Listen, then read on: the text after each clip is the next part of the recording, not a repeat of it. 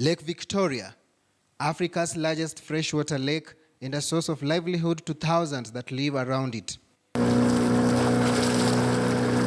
From transport services, fishing and agriculture, this shared resource is no doubt a strong economic pillar. Standing on the way of this great potential is the stubborn water hyacinth. Hii hyacinth tangu ikuje imetufukuza kwa beach yetu, tunahangaika huku nje. But to Michael Otieno, this weed is just but a blessing in disguise, one that needs sustainable approach to remove it from the face of Lake Victoria. After dropping out of high school at Form 2, Michael received basic training in paper recycling at a training center in Kisumu and only worked long enough to get starting capital. Through the savings I got for working for Mr. Mchilwa, I started buying the equipment. So I just bought a small trough and a mortar and pestle because I was just crushing it manually. But it is not water hyacinth alone that he uses to make the paper. Waste paper is part of the ingredient.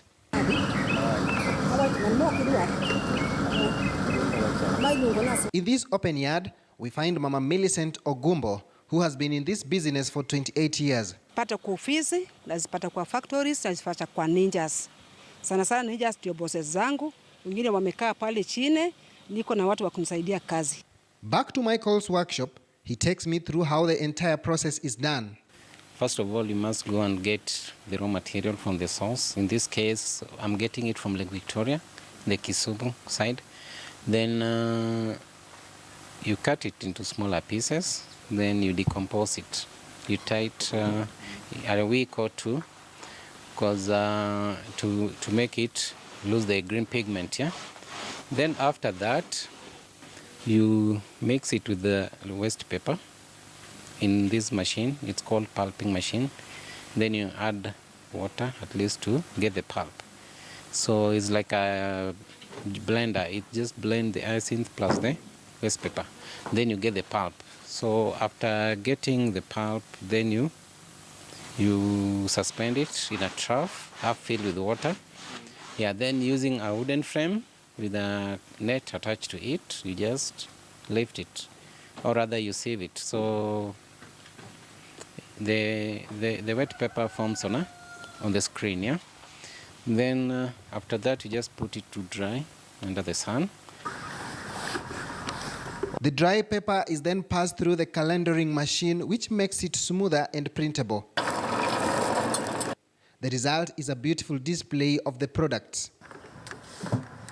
He gets orders from individuals and corporates seeking these products, but he thinks more investments are needed here. For this project to have an impact, especially on managing the hyacinth in the lake and also waste paper, you need like 20 million Kenya shillings to set up a fully fledged small industry to at least handle that and also to create jobs here.